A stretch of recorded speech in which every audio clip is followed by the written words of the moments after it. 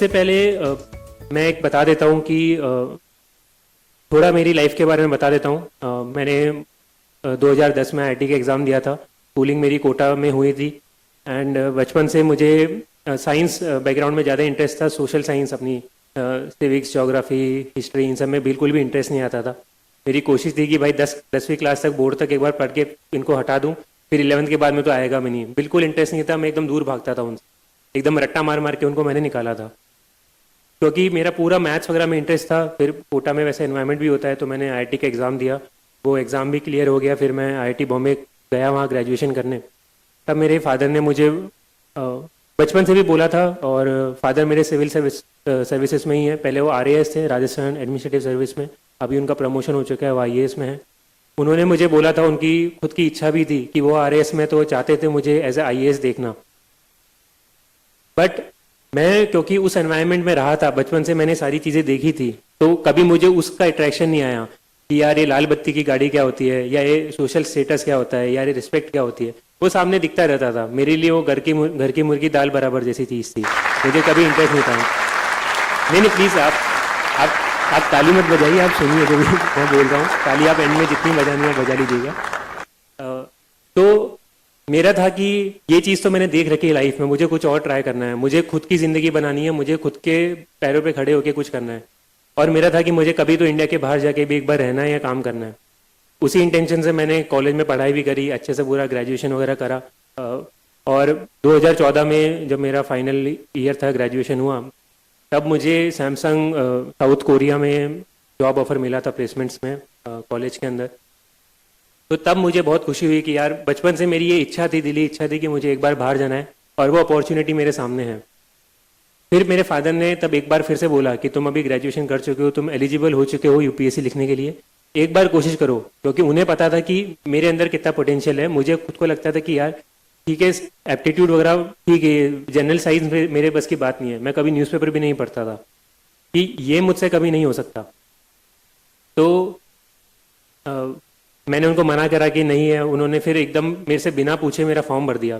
24 अगस्त को एग्ज़ाम था, 23 अगस्त की रात को उन्होंने बताया कि ये लो तुम्हारा एडमिट कार्ड, कल सुबह जाके एग्ज़ाम लिख कर आना। मैंने बोला अगले हफ्ते 10-15 दिन के बाद में मेरी फ़्लाइट थी। मैंने बोला कि नहीं, मैं तो जा रहा हूँ, जॉब है। बोला कि ठीक है चले जाओ जॉब पे, मैं फोर्स नहीं कर रहा, बस मेरा मन रखने के लिए एक बार ये एग्ज़ाम जाके दे दो। और नहीं, वो तो होना तो है वैसे भी नहीं है, क्योंकि तुमने तैयारी करी नहीं है, पर पता तो चल जाएगा, क्या पता तुम्हारा कभी बाद में मन बन जाए। मैंने बोला कि नहीं, पहले तो मना करा। फिर उन्होंने दीदी से थोड़ी मिली भगत कर ली थी, उसका भी फॉर्म भर दिया। बोला देखो इसको भी भेज रहा हूँ, ये भी जा रही है, तो तुम भी चले जाओ। तो मैंने बोला कि अब ठीक है, घर पे बैठा हूँ, क्या कर रहा हूँ, संडे है, चले जाऊँगा, कोई बात नहीं।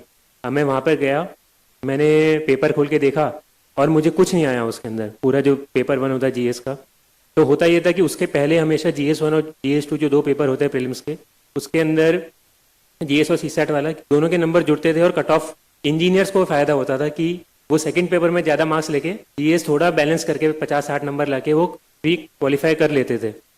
तो मेरे फादर को भी ये वाली चीज़ पता थी, उनको ये नहीं पता था कि वो पैटर्न चेंज हो चुका, उसी साल से चेंज हुआ था। तो उन्होंने मेरे को भेज दिया कि अरे तुम्हारा हो जाएगा, तो इसके अंदर जितना मैक्सिमम ला सकते हो लाओ, उसके अंदर काम निकाल लेना। अब गया, अब उसके अंदर तो CSAT वाला तो वैसे ही क्वालिफाइंग हो चुका है, कुछ काम का है भी नहीं। और GS वाला था, उसके अंदर मेरा डब्बा गोल। मैं पेपर खोल के बैठा, मुझे कुछ आता नहीं है। मैंने सोचा कि चलो कुछ एलिमिनेशन करके आ जाएंगे। पहली बार मैंने उसके 5 साल पहले आईआईटी का एग्ज़ाम दिया था, वहाँ पे तो एलिमिनेशन तो फिर भी हो सकता था कि चलो नहीं आया तो कुछ उल्टा तिगड़म बिठा के सवाल कर सकते हैं, मैथ्स के, फिजिक्स के। यहाँ पे तो कुछ तगड़म ही नहीं बैठती है, हमेशा 2 ऑप्शन तो फंसते ही फंसते हैं। B और C एलिमिनेट कर दिए तो A और D में तो तुक्का मारना ही पड़ेगा, बिना कॉन्फिडेंट मैं कर ही नहीं सकता हूँ। और ये आप सबको पता है, फिल्म्स के अंदर 70-75% क्वेश्चन ऐसे ही होते हैं कि बहुत ही कम स्टूडेंट्स कॉन्फिडेंटली कर पाते हैं, उन्हें कहीं ना कहीं तो गेस करना पड़ता है।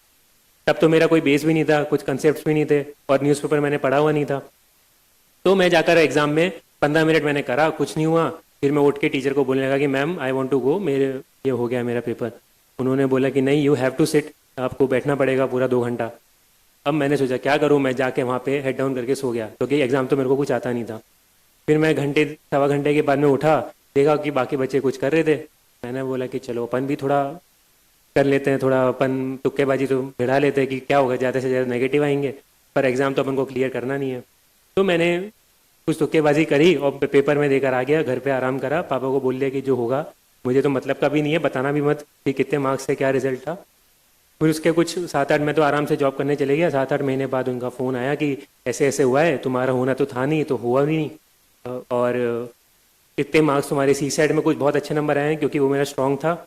और जीएस में होंगे सिंगल डिजिट या कुछ 10-15-20 नंबर से ऊपर नंबर नहीं होंगे मैं, 200 के अंदर से। तो वो देख के पता चल गया कि अपने बस की बात नहीं है यूपीएससी, खासकर जीएस, क्योंकि मेरा कभी स्ट्रॉन्ग था ही नहीं। फिर मैंने बाहर, जो मेरा इंटेंशन था कि बाहर नौकरी करी, कभी बीच में यूपीएससी के लिए सोचा भी नहीं, क्योंकि मेरा था कि अभी नौकरी मिली इसमें अच्छे से करना है, मुझे ध्यान भी अपना कहीं और बांटना नहीं है।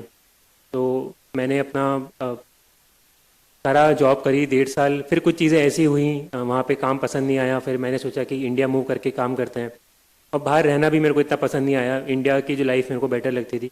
तो फिर मैं शिफ्ट करके बैंगलोर आ गया। बैंगलोर के अंदर मैंने जॉब करी, और जॉब करते वक्त बैंगलोर में कुछ 7-8 महीने जब निकले होंगे, दिवाली का टाइम था 2016 का, मैं 2016 मार्च में इंडिया आ गया था।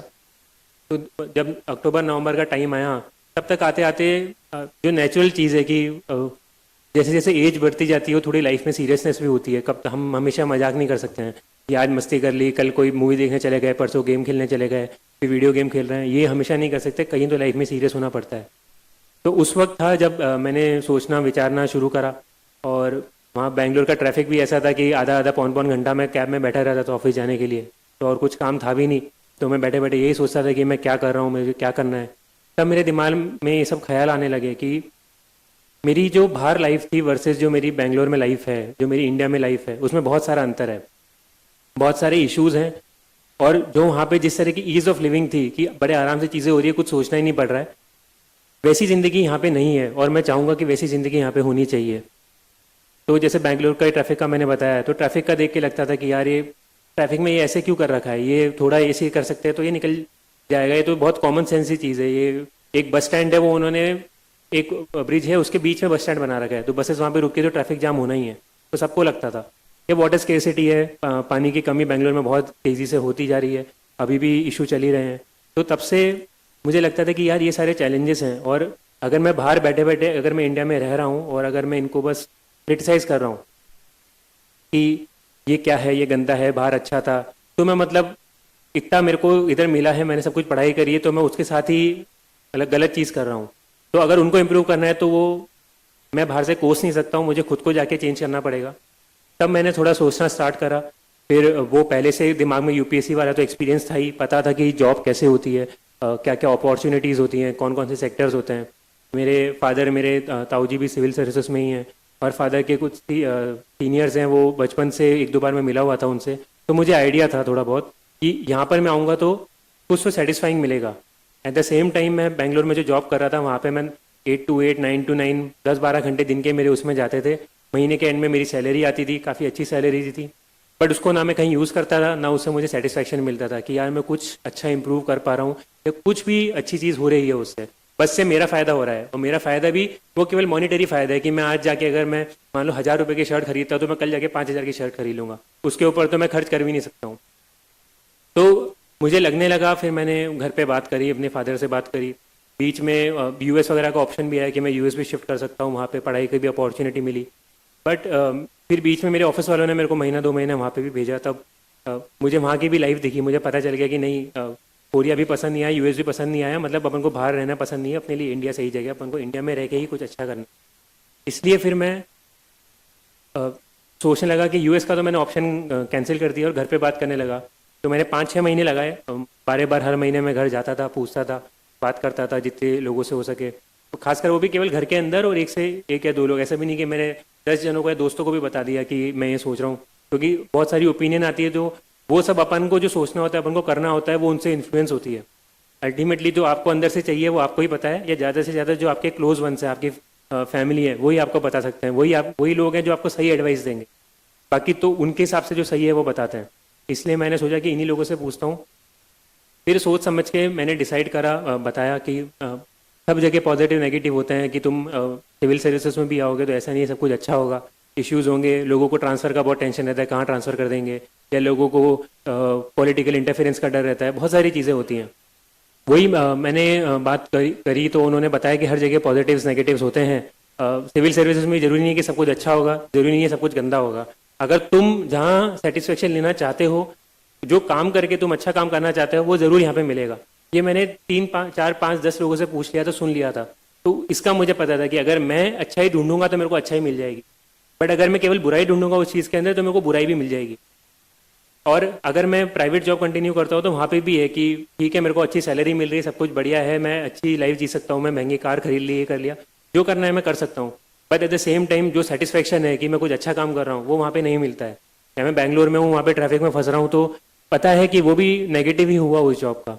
तो मुझे अ, वो मैंने जब कंपेयर करा दोनों चीज़ों को, तब मैंने सोचा नहीं, सिविल सर्विसेज का एग्ज़ाम देंगे। फिर मैंने मेरी जॉब छोड़ी, मई 2017 में मैंने मेरी जॉब छोड़ी थी।